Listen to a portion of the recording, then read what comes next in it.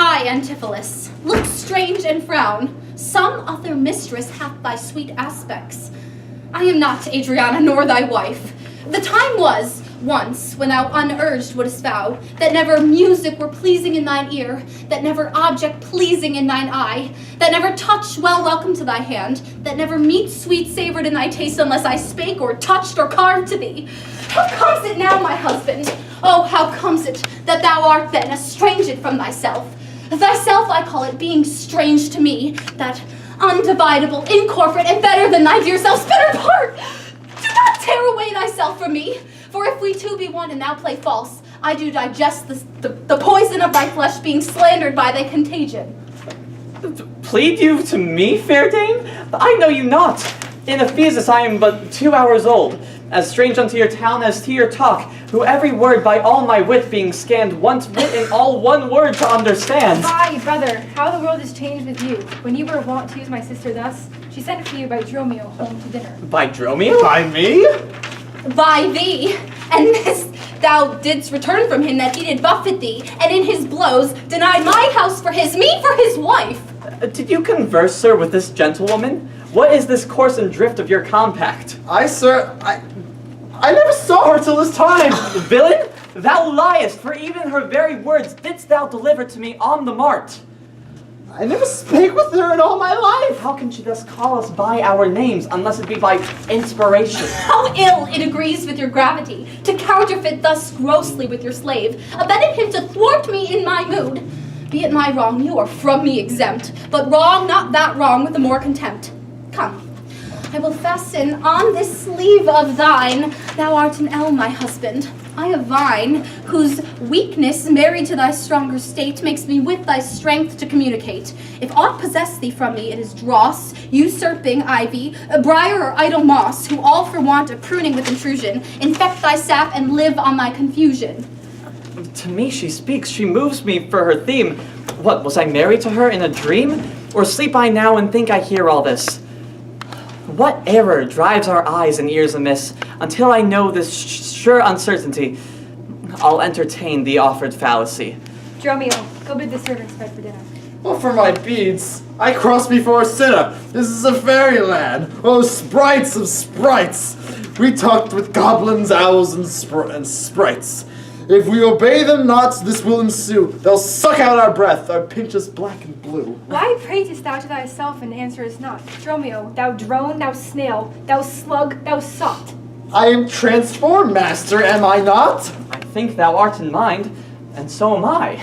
Nay, master, both in mind and in shape. Thou hast thine own form. No, I am an ape. If thou art changed to aught, 'tis to an ass. 'Tis true she rides me, and I long for grass. 'Tis so, I am an ass. It could never be, but I should know her as well as she knows me. Come! No longer will I be a fool to put the finger in the eye and weep, whilst man and master laughs my woes to scorn. Come, sir, to dinner. Dromio, keep the gate. Husband, I'll dine above with you today and strive you of 1,000 idle pranks. Sirrah, if any asks you for your master, say he dines forth and let no creature enter. Come, sister. Dromio, play the porter well. Am I in earth, in heaven, or in hell? Sleeping or waking, mad or well advised? Known unto these, and to myself disguised? I'll say as they say and persever go, and in this mist that all adventures go. Master, shall I porter at the gate? Aye, and let none enter, lest I break your pate. Come, Antipholus. We dine to eat.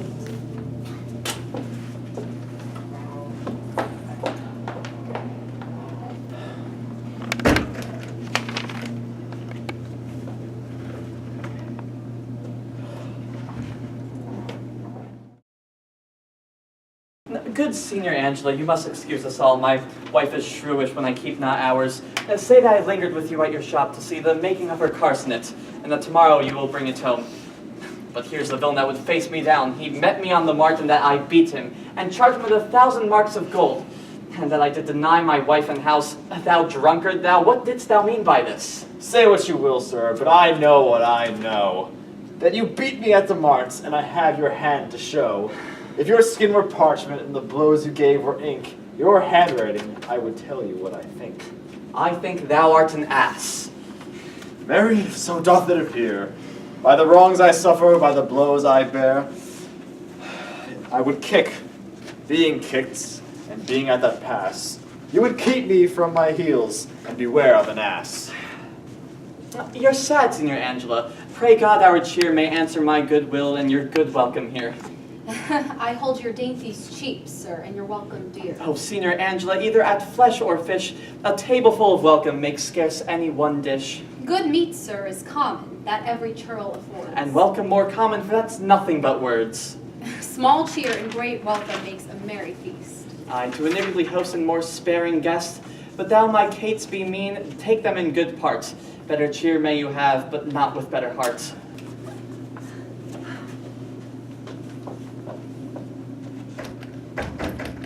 But soft, my door is locked.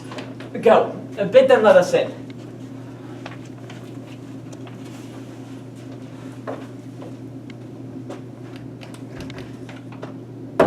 Maud, Bridget, Marion, Cecil, Gillian, Jen. Long Maltors, Captain Coxcomb, Idiot Patch. Either get thee from my door, or sit down at the hatch. Dost thou conjure for wenches? Thou hast caused some for such store. When one is too many, go, get thee from my door. What patch has made our porter? My master stays in the street. Let him walk from whence he came, lest he catch cold on one's feet. In there. Ho! Open the door! Right, sir. I tell you when, and I tell me wherefore. Wherefore? For my dinner. I have not dined today. Nor today, here you must not come again when you may. What art thou that keepest me from my own house? The ports are for this time, sir, and my name is Romeo. O villain, thou hast stolen both my office and my name. The one ne'er got me credit, the one mickle blame. If thou hadst been Romeo today in my place, thou wouldst have changed thy face for a name, or thy name for an ass. What a coil is there, Dromio? Who are those at the gate? Let my master in, Luce. Faith, no, he comes too late, and so tell your master. Oh Lord, I must laugh. Have you a proverb? Shall I set in my staff? Half at you with another. That's when? Can you tell? If thy name be called Luce, Luce, thou hast answered him well. Do you hear, you minion? You'll let us in, I hope.